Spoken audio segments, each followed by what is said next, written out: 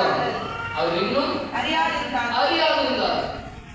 இன்னும் தெரியல, அறியாதிருந்தார். ஆனா யார் அறிந்திருந்தா? பரிசேயர் அறிந்திருந்தான். அவர் சொன்னாரு, வாழ்வது சொன்னாரு, 3 நாள் கழிச்சு 3ஆவது நாள் உயிரோடு எழுந்திருப்பேன்னு சொன்னாரு. பரிசேயர் அறிந்திருந்தான். ஆனா அந்த முதன்மையான சீஷர், அன்பான சீஷர் பேர் சொல்லுது, அவர் அறியாதிருந்தார்.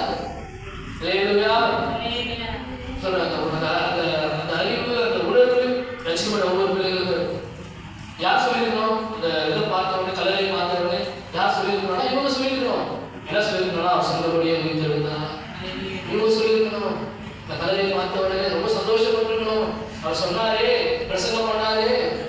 இவங்க யாரெல்லாம் கூடவே இருந்து எல்லாம் அவர் செய்த எல்லா அற்புதங்களை பார்த்தவங்க, அது கொடுத்த நன்மைகளை பார்த்தவங்க. 5 அப்போ 2 பேர் 5000 பேர் திருப்தியாய் போஷித்தது. ஹல்லேலூயா தங்கள் கண்ணால் கண்டவங்க.